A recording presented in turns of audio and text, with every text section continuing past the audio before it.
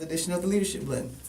YouTube, welcome to another edition of the Leadership Blend with your host, Ricardo D. Rice. Today I'm going to be talking about mission statements and all those good things about how to start your business. It's kind of a recap. So everybody just hang on. We're going to go live in just a few minutes. And welcome to another edition of the Leadership Blend with your host, Ricardo D. Rice.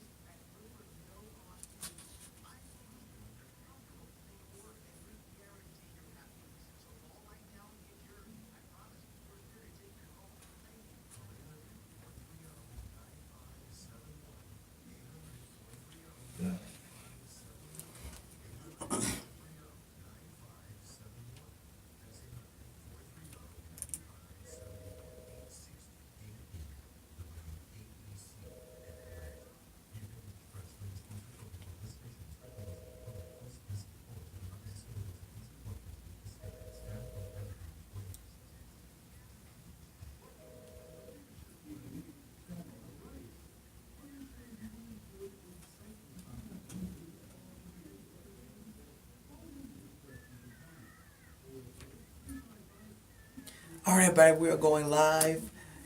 And it's playing the intro now, so we're going live.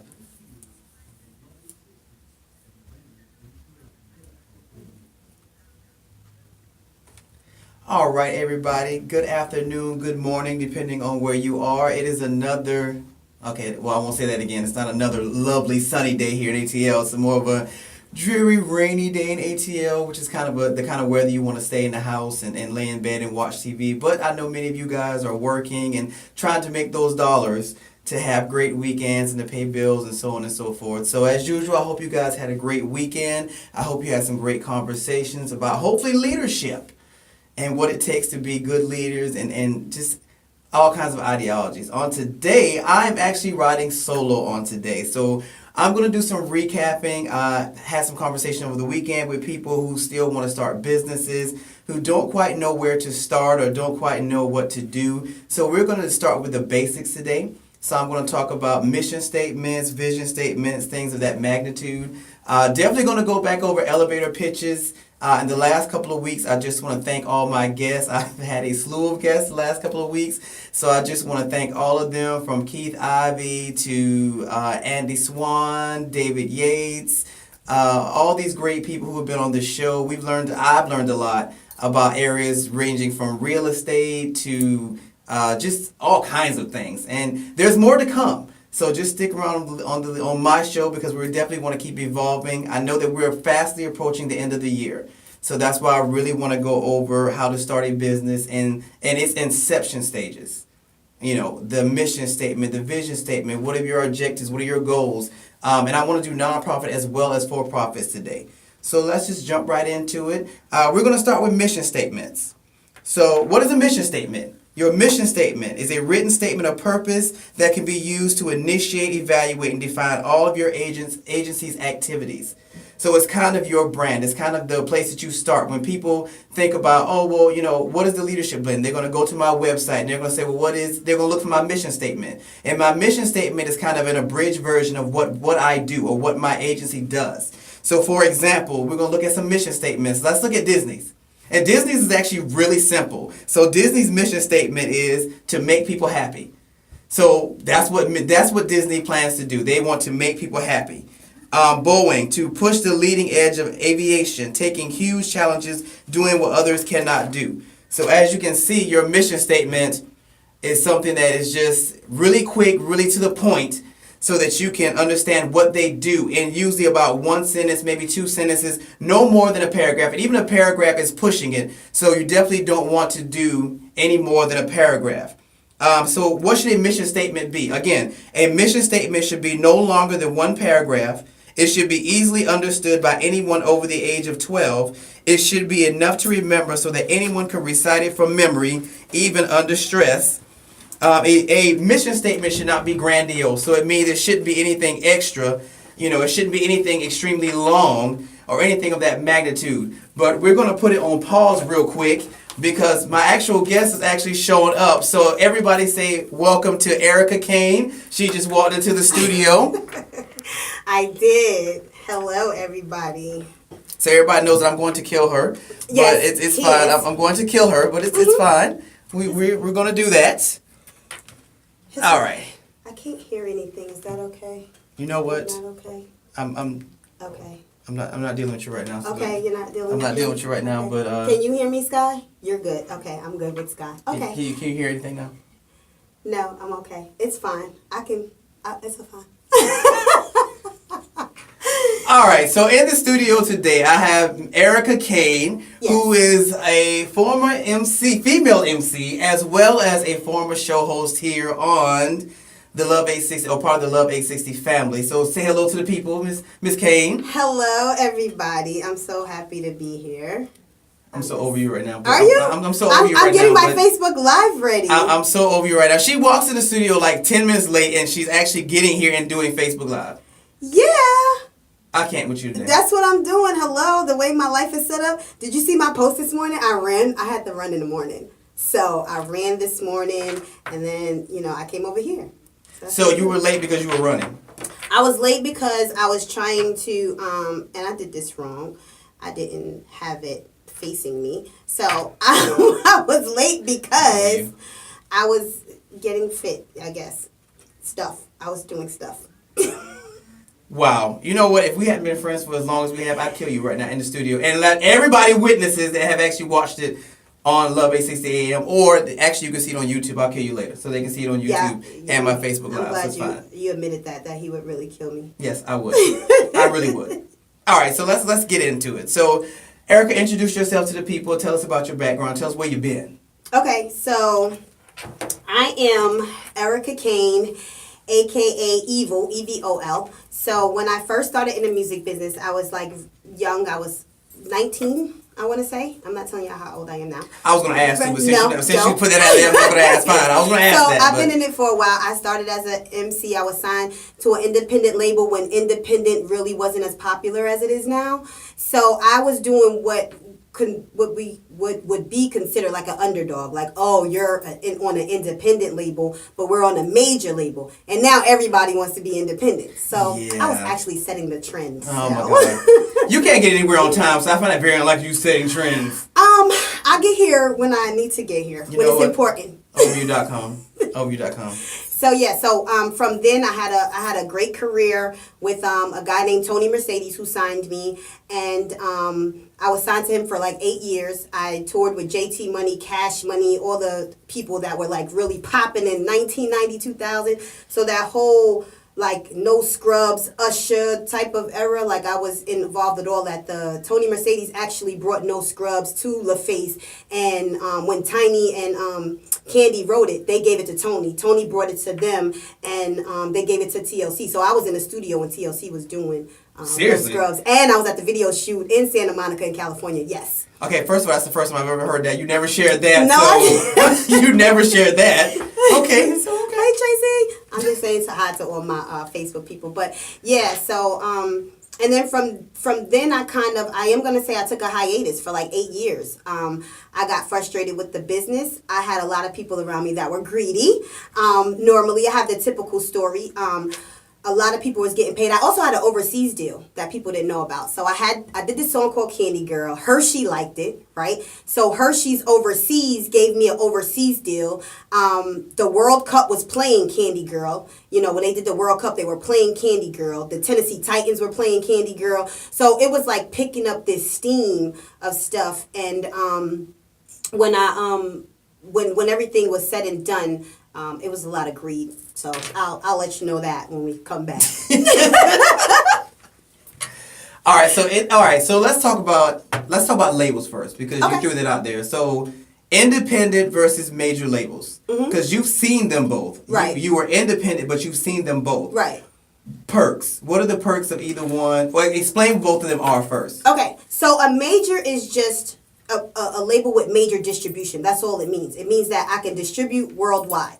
Right? Independent means that I'm and I'm on the grind, basically. I can't distribute worldwide, but I can do small promotions here and there to pick up steam. It's kind of like grassroots groundwork type of thing, where major is like, oh, I have all of these people. All I got to do is give them the product, and they're going to push it all out. So that's the difference between major and indie. Indie doesn't have all of the resources that a major has at the time. You know what I'm saying? The indie has to work their way up to the major. The major's already there.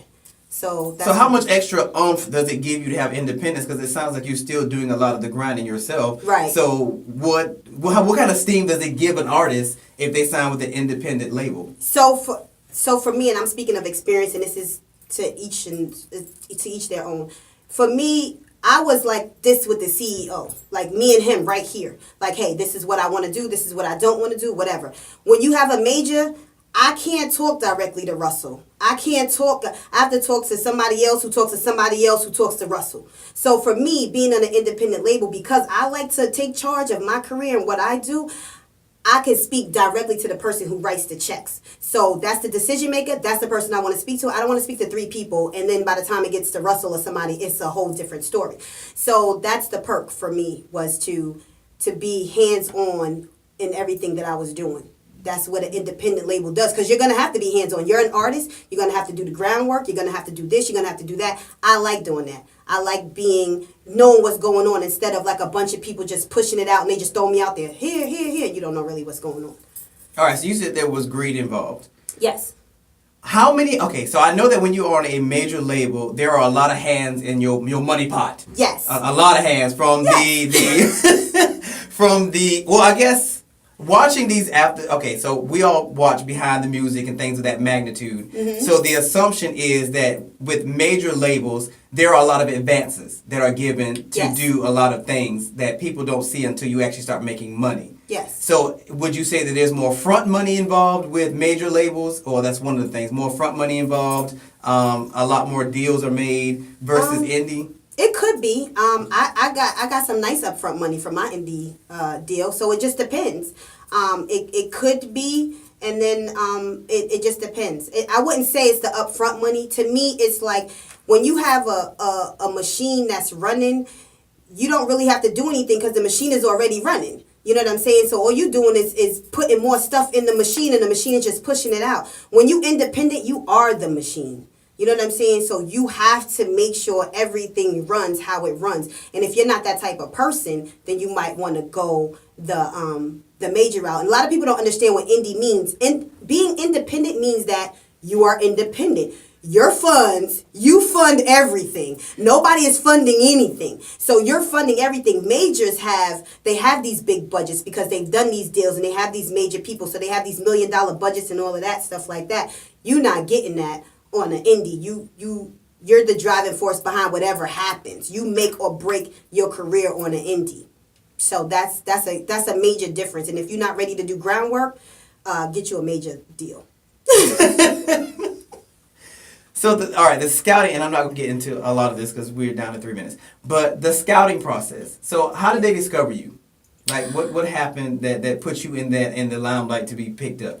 Okay, so I was everywhere all the time. This is my philosophy for everybody. I was everywhere all the time, meaning that every time a artist came to the city, and when I was doing it, late 90s, early 2000s, it was better to do. You didn't have to pay. Now you have to pay. But I used to beg the promoter, yo, let me get on the stage. Come on, please, please, please. I was begging promoters because you had to fill the stage, right? Because you already know, like, Mobb Deep ain't coming out till 1 a.m. or Biggie Smalls is not. So who gonna do something between 11 and 1? Me? I'll do it, right? So I beg him. He'd be like, oh, man, all right, fine. So I beg him until I get on the show. And I just was I didn't have any demos recorded. Like, I just want to be clear. I didn't have any demos recorded. I didn't have any music recorded. I wrote a lot of rhymes, and I rhymed over people's beats. So it'd be like a Redman track or, somebody else. I would rhyme over those tracks, and those are the tracks that they would play. And that's how I would open up shows. I didn't really have anything recorded to call my own. And how I got discovered, I was just everywhere. I was at everybody's studio. Eric Sermon had a studio then. I used to just go and hang out, sit in there, wait for them to say, I need a female rapper or something. You know what I'm saying? But I would just sit in the studio, sit in a lot of people's studio. And then I sat in one studio, and that changed my situation. Okay, I didn't. All right, everybody. So, you know what? I will get into details when we get back from break. So, everybody stick around with me and Erica Kane on the Leadership Blend with your host, Ricardo D. Rice. I'll punch you in the head. I'm going to punch you in the head. I was running. I was like, oh my gosh, Ricardo's going to kill me. I'm going to punch you in the head. I cannot. Ricardo, I had to get my cardio in first, okay? I was like, oh my God. I think that I keep this in my bag. I was like, okay, well, I guess I'm going over. I was like, he's going to improvise until I get there. I was like, ah! Sounding crazy. I was like, Ricardo's going to kill me. But yeah, I'm going to kill you. But it's fine. You're here, so it's fine. We'll go with that. It's fine. All right, everybody. So, formal introduction, because we kind of jumped in. Erica Kane YouTube and Facebook Live. Hi, Facebook Live. Hi, my Facebook Live. Erica is a former, I like to say former female MC. So would you say you were around with the Foxy Browns and the Little Kims? Yes, I was around with the Foxy Browns and Little Kims. Yes, okay, she was around with the Foxy Browns and the Little Kims. And like I said, Erica had her own show on this station, Love 860 AM. It just ended, what, a month ago? A month or two ago? Yeah, like a 2 months ago. 2 months. Yeah, her show just ended 2 months ago. Actually, this is the reason I started my show, was because of Erica. Yes. And I was looking for her show, and it just ended up happening that way. But Erica had a show Monday through Friday. No, I need my braids redone. What they time don't was your look show? good. 4 to 7. So her show was actually 3 hours, 5 days a week. So she knows all about the whole radio industry today. So that's what she's talking about. She's talking about the industry and things of that magnitude for all you females or males that want to be MCs. And you know I'm going to get your opinion about the nowadays female MCs, all right? Oh, cool. I love it. I love talking about female MCs. I want to definitely want to get into that today. So this show is for all those individuals who are aspiring to be female MCs or just MCs in general. I would say in the music business. Exactly. Want to get in the industry, things of that magnitude. She's going to talk about her experiences, you know, what it was like then versus what it's like now, because we're doing artist development and things of that magnitude now, working with new artists. So that's what she's going to be talking about today. So we're getting ready to go back from break. Everybody. All right, everybody, welcome back to this week's edition of the Leadership Blend with my very special guest, Erica Kane. Yes. So when we left, you were expounding upon how you got discovered. Yes. And So I was going from studio to studio, everywhere, just like, please give me a chance, please let me get in here, please let me get in here. I went to one studio. Actually, Pink was in the same studio as I was. Yeah, Pink. Let me tell you something. Like, don't get it twisted. Look, I don't know any of these things. Okay, listen. I just want to say this is the first time she's ever talked about all these things. Right. So I'm just as surprised as everybody else. We were all on the hustle, and I'm gonna say who? Chris Lover, who is now Ludacris. La Latina, who is now La Anthony. Okay. Pink, who is still Pink, right? She was Mr. Pink at first. She was in a group actually called Choice, I believe that's what it was called on LaFace Records, and then she went solo. So Pink, 2 Chainz, okay. Don't believe we was all out here. We was all here. You know what I'm saying? Escape used to live down the street. This is when everybody lived in College Park. College Park used to be like the spot to be for music when I first got here. So it was like Jermaine Dupri lived down the street. I used to be in Jermaine's videos all the time, like, yo, Jermaine, put me on, Jermaine. He used to think it was so funny. He's alive. He's like, yo, you in all the videos. So I'm in all the background of the videos, right? Are we talking like behind the curtain? Nah. Or we talking about you in the background? Like when Escape. No, I'm not getting it. But when Escape was doing anything, I did like a little walk, right? So you like if you pause it for like 2 seconds, here she go, right? So I was there. What video? Escape, just kicking it, just kick. I was in the very first one. The very first one. Let me tell you something. I'm telling you, we was all on the grind. All right, you can make me get on YouTube and look it up on break. Jermaine was like, yo, I would have signed you, but I just signed this chick named The Brat. Right? Seriously? I promise you. We had this conversation. I was like, yo, Jay, come on, you see me all the time, because that's me. Like I got an outgoing personality, so I don't care. So I'm like, yo, Jay, put me on. He's like, yo, man, you funny. I would have put you on, but I just signed this female rapper named The Brat, and then I met The Brat that night. Didn't know she was gonna be The Brat. You know what I'm saying? But I mean, we kicked it and it was fun. But anyway, back to how I got discovered. Okay. I was rhyming. I was freestyling in a room over a track, and the JT and Tony Mercedes came in and said, "Who is that?" I said, "That's me." And they was like, "Let me hear that again." So I just started rhyming, and later, like that night, he met me at Red Lobster on Old National. okay? And he gave me a contract. And it was just like that. I had been grinding for like 3 years. You know what I'm saying? Like I had been doing like all the footwork and all the in and out the studios and all the please let me get on. I've been doing that for 3 years. So this was my first contract that I had. And I read it. It took me 30 days to sign it. I read the contract from first to last page. I had 32 pages of the contract. I read it over and over again. Before I took it to a lawyer, I wanted to fully understand my own contract. So it took me 2 weeks to read everything and get. I'm about to say, yeah. Yeah, it took me 2 weeks to get through it. I brought it to a lawyer. I actually brought it to the Bratz lawyer. We had the same lawyer at the time. And he told me don't sign it. Seriously? Seriously. He said your publishing is not good. Like he said Tony's asking for too much publishing and he doesn't write anything, right? And I had a 50-50 deal. So Tony got half of my publishing basically. In all actuality, that was a good deal because then like labels was getting 80% of people's publishing. Like Foxy, Kim, all that, they was killing them with the publishing. So me having a 50-50 deal wasn't too bad. But he's saying why give up 50% to somebody who doesn't do anything at all? And I got that. However, I end up signing it. You know why? I understood my contract. I felt like there was a loophole in my contract that I can get over. So I felt like the publishing wasn't going to be a problem. And in all actuality, I tell everybody this. You are going to get messed over in this music business, right? You really believe that? I definitely believe that. It just depends on how much mess you're going to take. I say it in a different term I can't use here. However, but that's just what it is. So it's just like everybody on your first, because you got to look at it. Like if this is the leadership blend, if I'm giving you $1 million, I'm investing $1 million into you. You think I ain't going to get my 2 back? Because I want to. If I'm investing $1 million, you better believe I want 2.5 or better back. That's what I'm looking at. I already know that's what I could get. Return on investment. Exactly. ROI. You get your ROI. Exactly. So that's basically, you know what I'm saying, what it is. It's like this label is giving you money. So I end up signing a contract. I'm glad that I signed it. I end up doing a lot of things. Candy Girl. I got Candy Girl, which was, to me, like one of the worst songs I could have done. Okay, so me and Erica work together. Yes. And they found a video at work, and Erica looks like one of those 90s girls. It's so cute. It's on YouTube. It's under Evil, EVOL Candy Girl. You gotta go see it. Like EVOL Candy. The research department is gonna put it on during the break. So research department, get that together. We're gonna put it on during the break. If you look at that is my video. I have the guy who wrote Candy Girl, Maurice Starr. He's in the video. We paid him $10,000 to be in the video for Candy Girl. Just for Candy Girl, 10 stacks. There you go.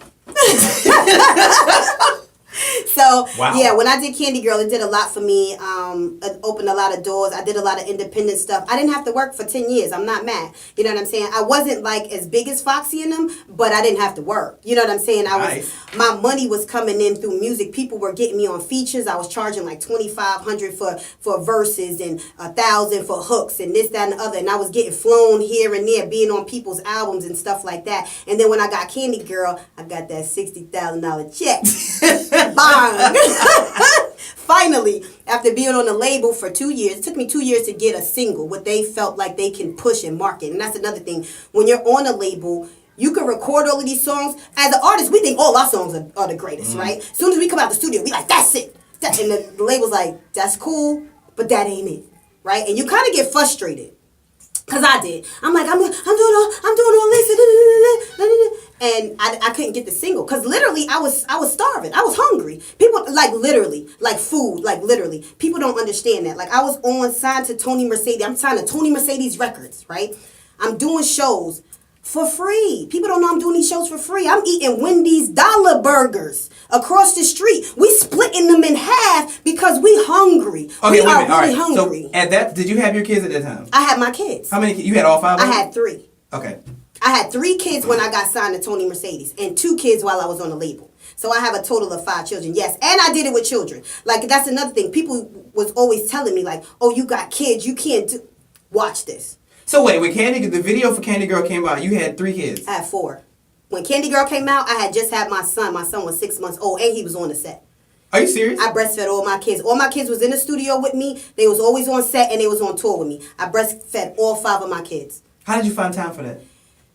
They had to build a room in the back of the studio. This is what happens when you a breadwinner at the at the label. The label built the studio, and they had room. They just made a room in the back where I went, breastfed, laid my daughter or son down, whoever I had at the time. You know what I'm saying? And I would go back on the mic like, yeah, what? You know what I'm saying? And I would come back. They end up doing like a playroom. Now Tony also had children. You know what I'm saying? So he wasn't like opposed to like, you know what I'm saying, having stuff for kids in there. So they had a little playroom. They had all that. You know what I'm saying? They had everything. So the label and my family made it possible for me to do what I did. Because when I was going on tour, they used to stay in South Carolina with their grandmother for the summer. We tried to tour in the summertime.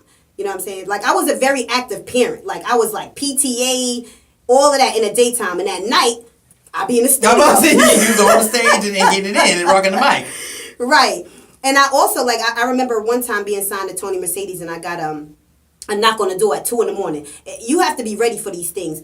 What's her name from SWV? Taj. So she wasn't the lead singer, but she's like the middle, like the other dark-skinned girl. She was doing a solo album, and they needed 8 bars, and they was like, call Erica, and so they rushed me to the studio at 2 a.m. and Shakespeare was really popping at the time. Him, Shake, Candy, they was all in the studio, and I had to do 8 bars, and just like that. So stuff happens like that. Wait, Taj was doing an independent? She was doing an independent album. She needed 8 bars. When I was doing music, when people used to go to Dallas Austin studio, because a lot of people used to go to DARP and Dallas Austin studio, I was the person to come get. If you wanted, and I ain't trying to, you know what I'm saying, I ain't trying to toot my own horn, but that's just what it was. It's like, if you wanted some quality, like gangster, because that's the type of thing that I was. You want somebody to talk some stuff on your record, go get Evil. Evil gonna say all that crazy stuff and make it pop, and go get her. And I did everything in one take. So I was a one take person. So anytime that I rhymed, I did it in one take. So people used to like that, and they used to like the fact that I also delivered all the time. Anytime you say deliver, I'm gonna give it to you. So I was reliable. It was a gift and a curse. Trust. How was it a curse? It was a curse because when you become so reliable, it's just like that's all it is. Like, you don't have time for error, so people don't expect for you to make a mistake. I was on a record with Soleil as well. Cause I was gonna ask you about it. When you said JT Money, I remember Soleil, all of that. I was on a record. I got taken off of a record. Seriously? Yeah, I got taken off of Soleil's record. Yeah, I was on a Good, Bad, and the Ugly of Ryan Cameron's morning show after. It was after Birthday Bash, because Ryan was on 107 then, and it was Birthday Bash, and I was on a Good, Bad, the Ugly. People was saying, I was saying Evil, and people didn't know if that was Eve. Who was that girl that was saying whatever? They didn't know what I was saying.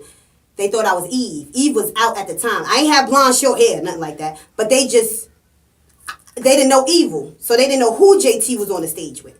But yeah, you know, I got stories. Yeah, I gathered that. I gathered that. So. Wow, like you. I don't know. Y'all have to excuse me. I didn't know any of this stuff. Like I said, we worked together, and she had her show and everything. But now she's actually getting to tell her story. Right. So I'm kind of like, I didn't know any of this stuff. But a quick sidebar for the millennials. JT Money, Soleil. What clique was that? That was like Trina, Trick Daddy. So it was like that whole Miami time. He was with Poison Clan. JT Money was with Poison Clan. It was like 99. He had that who that. Yeah, I'm about to say that's the hook that everybody remember that song. Who that. Right. Because Soleil had a she's on that. Yeah, she Soleil's had like on Who she That. did. This is how JT like blessed me, and I will forever be grateful to JT, and I love JT Money to death. He took me on tour, and he didn't even have to. Like, our song was number 7 on the album, which, you know what I'm saying, normally, you know, you perform the hits. He didn't take Soleil because at the time, and I don't know, this is just hearsay, so I don't know Soleil, I'm sure she got her own side. They said she was acting real Hollywood. So I was just like, well, whatever. So I didn't go to perform Soleil's portion of the song. I went to perform me and JT's song. You know what I'm saying? So I was getting paid. This is another thing that kept me, like, you know, as far as bills and eating and everything. JT was paying me $500 a night for 4 nights.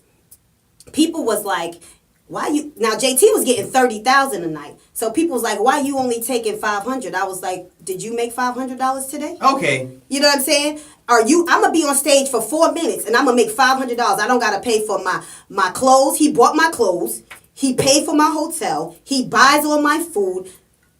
I'm taking this 500. You can't be serious right now. I don't care if he getting 80,000 a show. I'm getting this 500 until I can get myself up to the $80,000 show. People always cut themselves off by being greedy. You know what I'm saying? Oh, JT, you getting 30. You know what I'm saying? Why you can't give me 1,000? Nah, I'm gonna take my 500 because 4 nights, that's 2,000 in a week. Okay, we make that. That's Who week. making that? That's Who a making week. 2,000? Nobody. Erica was though. All right, everybody, we're going to take another break, and when we come back, we're going to talk more with Erica Kane on the Leadership Blend with your host, Ricardo D. Rice. Ma'am, I'm like blown away right now. Okay, like I said, y'all have to excuse me because Erica, like I said, I didn't know any of this stuff. No, I only knew a you're not fraction either. of it, so I didn't know any of this stuff. So this is all Nobody new to knows me. this stuff. This is my first interview telling my story. Are you serious? I promise you. This is my first interview. So Ricardo has exclusive right now. I know, right? I'm kind of feel like Oprah right now. It's like, oh, I didn't know all this stuff. Like, wow. Yeah. Okay, so, because on the break, you know, you YouTube people and Facebook Live people get little nuggets on the break. Thank you, Lori. So, Yes. so you were traveling with JT Money. Yes, I was traveling with JT Money. We did some shows. I stayed on the label, and where everything got fuzzy at is when we sent the lawyers overseas to finalize the overseas deal, right? The lawyer came back with their own deal, saying that Evil is gonna be on my label. Basically, if you want this overseas deal, Evil has to sign to me on a label overseas. So I would have a U.S. deal with Tony and an overseas deal with his lawyer. Wow. Right. Of course, Tony Flipped out, I'm sure. he I'm flipped sure he out, flipped out. and then we started going to court. Ooh. And then that's when it got like, it wasn't fun for me no more. It was like a lot of work. It was boring. People were arguing. I don't like to argue over money. I'm a hustler. Like, let's be clear. Like, I know how to hustle and bustle to get my money. So I don't like to argue over money. So when it comes to the point where I'm arguing over money and this, that, and the other, I want out. I'm out. You know what I'm saying? So I basically just bowed out. Like, my career was here, and I just said, nah, I'm out. And I left.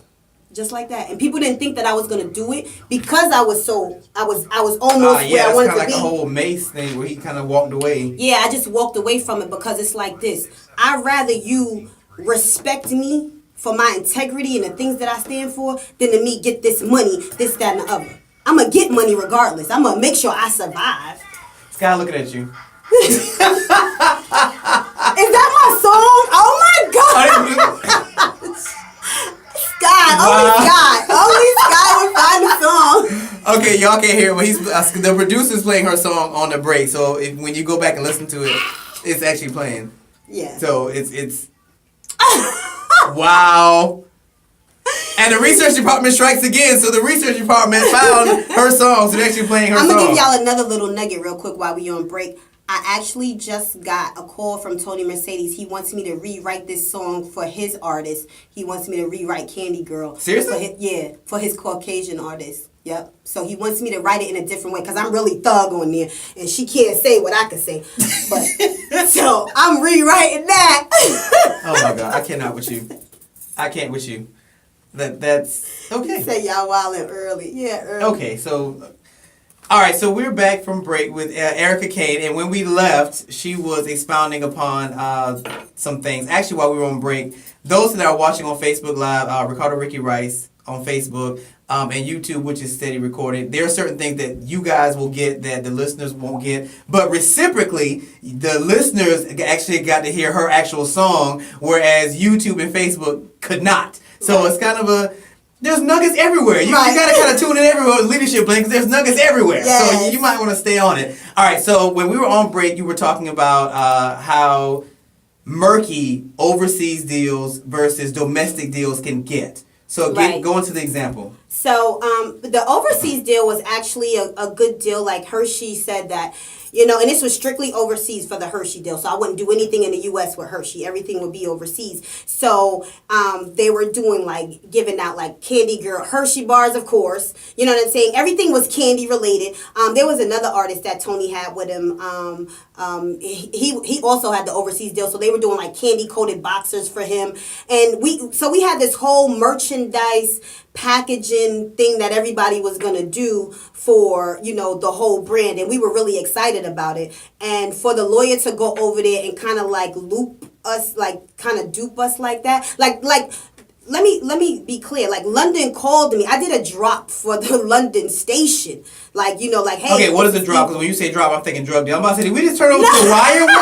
What is happening right now? Did we just turn into the wire? So a drop is when a radio station or television station or whatever, they call you and they say, hey, we're going to do a drop. So it's like, hey, this is Erica Kane, and catch me on the leadership. Oh, okay. Right? So that's your drop. So I did a drop for the station in London, all of that. These people are talking to me on the phone. You know what I'm saying? So all of this is going down. It's a lot of stuff that went down with my career. Dallas Austin wanted to sign me as well. He wanted to take me from Tony. You know what I'm saying? Dallas Austin also called my home. You know what I'm saying? When we had house phones, y'all. He called my home. And he didn't have to. He was like, yo, E, the deal is going to be done in 7 days. So it's just like, I'm telling you, I was everywhere. Like when I performed at JT Money's album release party, Chili, that's when Chili and Dallas was dating and Usher. They was all right there. They was like, I'm telling you, we was all like this. The reason why my deal fell through with Dallas was because everything was money. Tony wanted like some money for Evil. I'm gonna tell you that. He wasn't getting like Tony was used to getting like 60,000 here, 100,000. So, no, for Evil, Tony wanted like 2 million. Like Tony wanted to eat, like live, like. You. What? Yeah, and he did live off me. He did. I made him $1.5 million without having a barcode. Candy Girl doesn't have a barcode on it. It didn't get sold anywhere. It didn't get anything. But I made him $1.5 million. And how I know that? We went to court. Really? I mean, him and I didn't go to court. Like, I never sued Tony. I would never sue Tony. I have never sued him. And I'm gonna tell you this, and you get an exclusive. And, I feel special right now. Or may not, be messing up something, but it is what it is. I'm gonna say what I say. Okay, well, disclaimer, she's doing this on her own. She doesn't have to go into this, but she's going, so we're gonna follow. So people always ask me why I didn't sue Tony. Tony and I were like friends. Like I looked at him like an uncle or something like that. And that's not why I didn't sue him. I didn't sue him because his connections mean more to me than suing him. You know what I'm saying? So that means right now, to this day, I can pick up the phone, I can call Tony, and he'll do some things for me. And he has. When I was on the FM station and I had 5 minutes with Erica Kane, he came up with that slogan, and he got me T-Balls on the phone. He got me anybody who I wanted on the phone at the station to big up my segment on the station. So that's what I mean. You got to be very careful about how you move. Yeah, everybody be like, oh, E, he made $1 million off of you. Sue him. Then I got like $5 million worth of information. If I want to sit in a meeting with anybody and he has the means, he will sit me in a meeting. He does films right now. If I want some soundtracks, I'm good. You know what I'm saying? So it's just like, I had to think, but don't think I was smart like that when it happened. Like, no, I literally wanted to sue him. I mean, I didn't want to sue him. I wanted to do something else. But somebody talked to me and told me that. They said, E, like, his connections, his contacts. You don't want to burn that bridge. And at the time I was like, I don't care. I was on 1,000. I didn't care what bridges I was burning because I felt like you came to my family. Tony knew me and my family personally. Tony came to the hood. Like, I lived in the hood on Gobby Road in Atlanta. Tony used to drive his Benz there and, take me shopping, do things, this, that, and that. I knew his family. He knew my family. You know what I'm saying? Tony had a baby, unfortunately, that, she died. She had a crib death. I was the first person he called. Me and my people were over there first. You know what I'm saying? So this is the type of relationship that Tony and I had. I looked up, like, I love Tony Mercedes. You know what I'm saying? Like, he's like my uncle or something. And I grew up in the business with him. I was 19 when I got signed. You know what I'm saying? And I was older when I left. You know what I'm saying? I love how you segued to I was older. Right. I stayed there left. for a minute. So all I knew from business and everything was from him. And if it wasn't for him, he really taught me how to do paperwork. Because I'm from the streets. I'm from the hood. I'm from the projects. So I don't do paperwork. I do like kicking your door type of thing. Like, you ain't do this? Ma'am. I'm sorry. I know we on a leadership You league.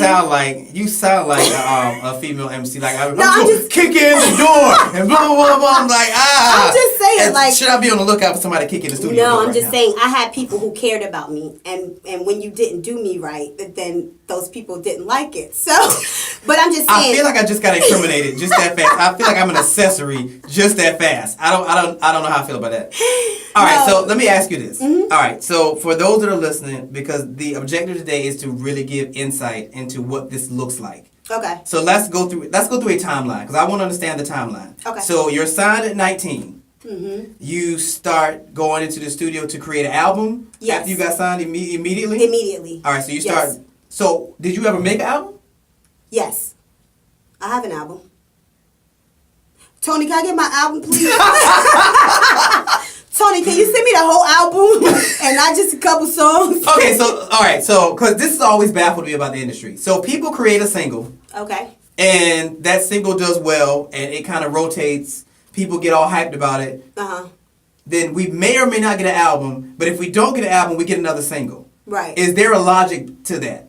Yes. What's the logic? You were eating off that single. You want to keep that single moving. No, it's just... things can happen politically. So sometimes we see, I'm going to tell you this, Olivia Yes.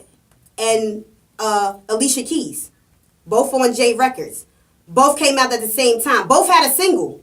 You ain't hear no more Olivia. You heard Alicia Keys. Because the label decided to go with Alicia and say that's the ticket and we going to put her on the back burner. So that happens sometimes too. So you might hear a single, but then you never hear that person again. Or you might hear a single later, like years later, because they had to get out their situation. And then they had to get to another situation to make themselves relevant again. And now you hear another single. So that happens sometimes too. You know what I'm saying? And then, you know, sometimes if your single is doing well, then you can eat off of it for almost a year, like 6 months to a year, because you could be touring with that single. So they're paying you and stuff. So by the time you come out with another one, it might be 6 months or a year because you've been moving this other single. So it just depends on what's going on, the situation that's going on. So it's really, sometimes it gets into what's the artist's objective or what's best for A&R? Or can it be both? What's best for the label? They don't really care. I'm not going to say they don't really care about what... No, they don't really care. They don't really care about your whole objective. As long as it aligns with their objective, then they care. Like, oh, okay, we on the same page. But really, they look at you. They already know what they're marketing you for. They already see what they see. And they just have that vision, that tunnel vision. This is where we going with it. So it's really the label. If you sign to a label. Okay, so for an artist... should the objective for the artist, should the objective be to make an album or just to make a great single and hope that it leads to an album? For the artist, I would say just make great songs. I don't necessarily recommend a artist saying I'm going in to make an album. You know what I'm saying? I recommend the artist say I'm going to make some great songs, and out of these great songs came an album.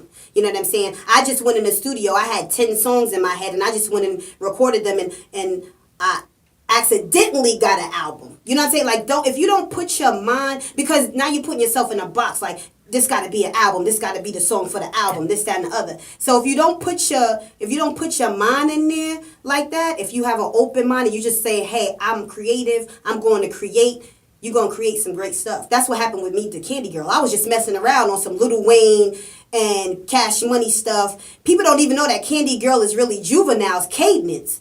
I just took his... I did the same thing that Cardi B did for Bodak Yellow. She took Kodak Black's cadence and did that. I did it with Juvenile. He says, you see me, I eat and talk rap, right? He said, I do the same cadence. You see E.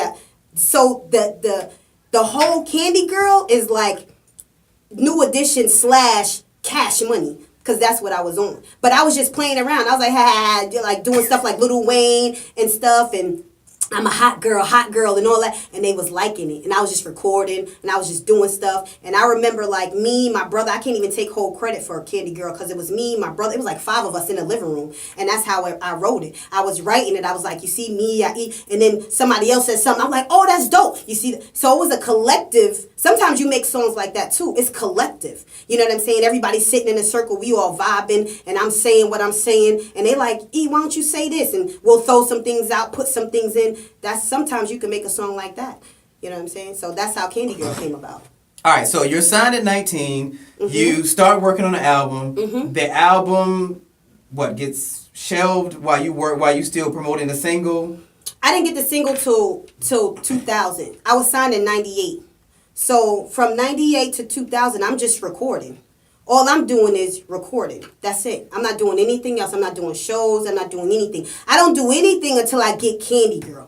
Candy Girl was the song that put me in shows, that did this, that did that. I didn't do anything but record. So in those 2 years, that's what you were trying to find that single. That single. I was trying to get that 60,000. Okay, in my contract. My contract said, yo, as soon as E get the single, we give her 60,000. So I'm like, yo, I need the 60,000. Is this the song?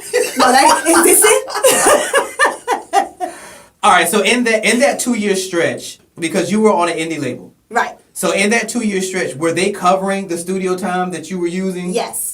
All my studio time was covered. That's it. That's the only thing that was covered. I actually convinced my my CEO to be the CEO, to get his own building. Like I used to go to LaFace a lot, because I told you he was the A&R at LaFace, one of the A&Rs, and I used to go to LaFace a lot. And I used to be like, yo, Tone, let's just get our own studio, get our own building. So I would, I gas him up, and he did it. So we had our own studio in Hateville. But yeah, it was still covered by him. But I did the drywall in Hateville. I did the drywall to the studio, me and my ex. Believe that. And on that note, we're going to take our final break. We will be back with Erica Kane on the Leadership Blend with your host, Ricardo D. Rice. You need 2 hours. She needs 2 hours. Like, you don't want, I'm going to have to give you a second segment. You're going to have to give me a second segment. Like I said, I'm learning new stuff. I'm learning new stuff today. So you got to have another full show where you're actually on time, and you can actually get the full show. Yeah, you it's a have to be lot. on time. I mean, I've been in the business for a long time. It's a lot. My life is a book. I'm writing a book. Finally, she's writing a book. It's not about the industry. It's about my personal life. And some industry stuff is in here. But, yeah, it's going to be a #1 bestseller. Because when y'all see my life, the way my life is set up. I mean, I'm trying to grasp the timeline. So you were signed at 19, and you didn't get your first single until, 21? You said 2 years, so 21. Yeah. And in that stretch, you're just kind of freelancing around. In that stretch, I'm just recording. I'm looking for the single. I'm going to places. I'm doing things, but I'm not really doing anything as far as shows and stuff. I'm really just recording. Tony's like, we're just in the studio all the time. I have all studio access. I can go in anytime I want to go in. So all I'm doing is really recording, trying to get that single. You know what I'm saying? And in addition to going to Dallas studio and like getting on other people's stuff and things like that, but I wasn't getting paid for that stuff. I didn't start getting paid for features until I got Candy Girl. When I got Candy Girl, people started paying me for features. I wasn't getting paid in the beginning. You know what I'm saying? And all this is in your contract, that you have unlimited studio access, things like that too? It's not. That was not in my contract. The unlimited. Well, it kind of was. Yeah, unlimited studio. Well, Tony was responsible for the studio. So whether it was paid or whatever, Tony Mercedes was responsible for studio time. You know what I'm saying? So he was responsible. So yeah. But once we got the Tony Mercedes studio, that was my home. You wasn't telling me nothing. Like Evil's coming in. Like, what time Evil? Who's in the studio? Let's get them out, because I'm coming. Everybody got to go. Evil's coming. I was spoiled like that. It was a bad thing. I can tell. I can tell. All right, everybody. We are back with Erica Kane and her outlook on the industry and her experience in the industry. And again, I have to say that all this is new to me. I know. I mean, you know how you meet somebody, you know they have a story, but you don't really care about the story then because they're in a different place in life. I mean, you like to hear it, but you never know the full details of it because you just like them. That's how Erica is. She has this personality. I'm seeing sides and attributes that I ain't never seen. I know. And we've known each other now for at least 2 years. Yeah. So this is. I have to shout out Allende real quick. Like, I see you watching. Allende was on Tony Mercedes Records too. So, hey, Allende. Okay, so question. Mm-hmm. Where did the name Evil come from? Okay, so originally I was Evil Lynn from He-Man. Don't judge me. Wait. Okay? He-Man. Seriously? Evil Lynn. Yes. Seriously. So yes, I wanted to be like a dope character, right? And you know what I'm saying? I got named that through somebody else. Somebody else named me Evil Lynn. Okay, let's be clear, all right? I cannot with you. So I had Evil Lynn, and it was EVILLYNN. It was like Evil Lynn, and then it got shorter to Evil. And then when I was on a label, I didn't want evil to mean like like, oh, it's evil like that. So I decided to put the O in it. I said, oh, love spelled backwards, evil. So I just made a whole thing like it's a thin line between love and evil, love, evil, da da da. So that was my rap style. That was how I did. That's how I moved. That's how I walked. So that's how that came about. It took, when I first got signed to Tony, even in Candy Girl, I say EVIL.com. Now click that. But by the time I did that video, it was already switched to EVOL. But when I recorded it, it was EVIL. You see what I'm saying? Wow. Yeah. All right, so let's because we're in our last segment. All right, so Yes, let's Onion Day, give yes. the information that people would need. Okay. So, advice Okay. for people who are aspiring to get into. Let's talk to rappers. I meet a lot of rappers now. Okay. So let's talk about rappers. What advice would you give them? Let's start with contracts. Is there certain things they should look for in a contract? Yes.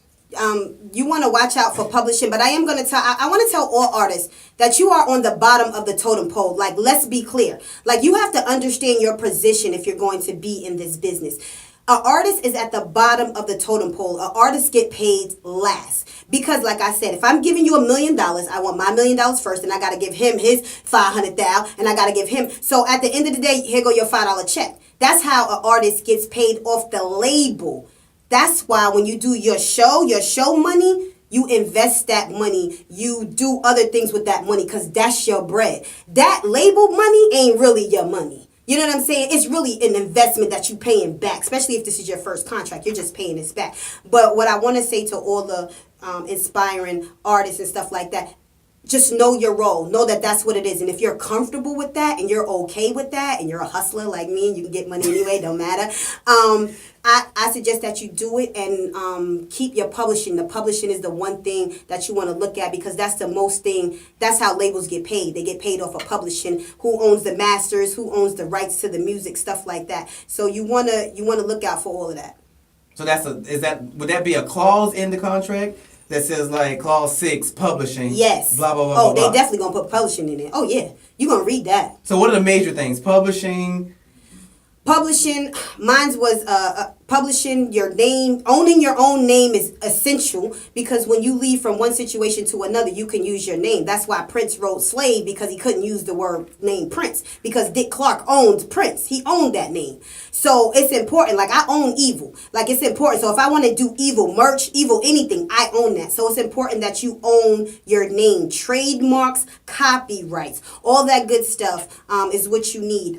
Read a lot about the business, a lot, and ask a lot of questions. You know, that's what I would say. Because I didn't ask anything. I just dove in, you know. So. All right, really quickly, let's talk about your exit from the industry. So the deal that's supposed to be done overseas gets handled in a sidebar kind of way. They come back. There's this big fallout between Tony and the lawyer. So what happens with you? I call Tony and say I want to release. And I go to the studio, and I tell him I want to release. He don't give me any pushback at this time because at this time he knows, like, just give Evil her release. And I just left, and everybody didn't think that I could, I would do it. I got a regular job. I became what I call a civilian, a regular person. Like, I just got a regular job. But I'm always a leader, right? So I was a supervisor at a call center. So, you know what I'm saying? So it was just, I did that for 8 years. And I'm just now getting back on the scene, probably in the past, like, 4 years. I'm just now getting back. So all the people that I named, they know the little skinny Evil and like Luda and all of them. They don't like, Erica Kane got little thighs, little hips. They don't know like Erica Kane. So I got to reintroduce myself to the same people that I already knew before. So when they be like, oh, yo, it's me. Yeah, I know. So yeah, it gets like that. That's how it is.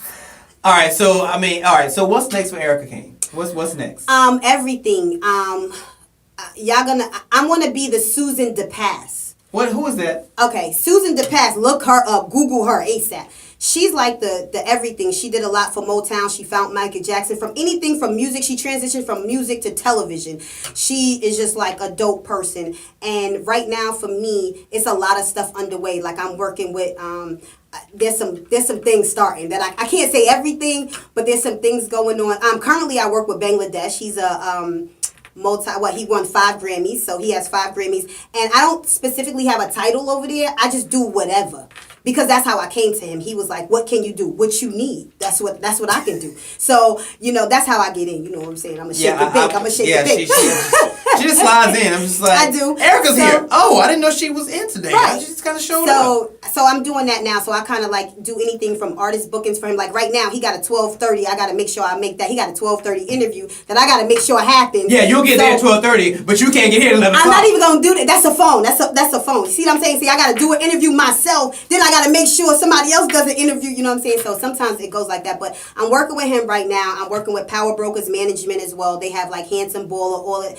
Like I have so many people here for A3C weekend. It was like real crazy. I'm working with August Rush. He's from Yonkers. It's so many things going on. So many things I'm about to do. Like trust and believe. I appreciate all the support, and you guys keep watching because I'm gonna be a mogul out here. Like when I can see, like, you know how they doing Bad Boy Story and all. When they do these stories, they're gonna be like, Erica Kane was the force behind the movement. That's how it's gonna sound. And it was Erica Kane who thought of this. Oh my God. So the burning question is, will you ever rap again? Yes, I think really? So. I think so. I think so. I mean, if you want to spit a freestyle right now, because I've never heard you rap. So I mean, if you want to spit a freestyle right now, I won't stop you. And I'm gonna say something way back. Allende, this is just for you. I don't know if you remember this or She's gonna rap, people. She's gonna rap. I love it when you kiss my nose, rub my belly and lick my toes, going all the way down. Like you supposed to make me feel the pressure. Now what can be better? Me and you riding out, and we got a pocket full of cheddar, laced in leather. Nobody does it better than you. Ooh.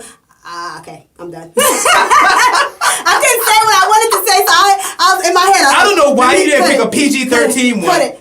It's not really. You see, okay, well, I'm gonna need you to work on that. I'm a tote gets. I'm gonna need you to work on that because you. Diamonds on my neck, the man he bought that. Hey, the brown eyes, thick thighs, he want that. I cut the cat off, the dog he came back. Player kick some game at me, y'all. I blocked that. They say I'm playing hating, but y'all can stop that. I'm representing y'all, so where my girls at? See, I'm a candy girl to y'all, a known fact. EVOL.com, now click that. I'm about to break them kids that gamble with small stacks. Pretty young thug to spit the raw rap. If I ain't a hot girl, then what do you call that? It's you. Yes, exclusive on the Leadership Blend. Erica Kane raps. Oh my God! I hope everybody from our job is watching because you're never gonna live this down. This is exclusive. You're never gonna live this down. You're the first person to get my story. Shout out to Ricardo Wright for just bringing me on here. Like I love you so much. Me and this guy used to battle like we was not really liking each other in the beginning because I was like, what? He was like, what? But I love him. I so love him right now. And his show is the bomb, and I always support his show. And I'm so glad he decided to do it. And I'm glad I am the reason why he did this show. She really is. So, she is the reason I love to inspire and motivate people. So I'm hoping I inspire and motivate some people because you guys inspire me and motivate me as well. I forgot we couldn't get along when we first got together.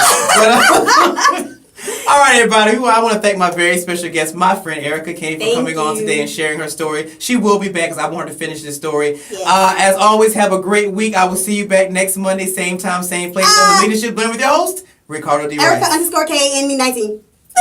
Yes, you used all your time, so you couldn't even do that. So you used all your time. All right, everybody. That was another great show with my very special friend Erica Kane. Thank you for coming through. I'm gonna call you. And y'all can look for her all over the place. She will literally be all over the place. All over the place. And we're like bonded together. So where I go, she goes, and where she goes, I go. So I just want to thank everybody for tuning in. I will see you next week, same time, same place. I would tell you who the guest is going to be next week, but I cannot think of it off the top of my head. But go to my website, www.ricecommunity.com. Rice with a W, ricecommunity.com. I actually added myself on Twitter. Ricardo D. Rice at Leadership Blend on Twitter. So you will find me everywhere. Thank you for tuning in. I will see you guys next week. Have a great week. All the support and everything.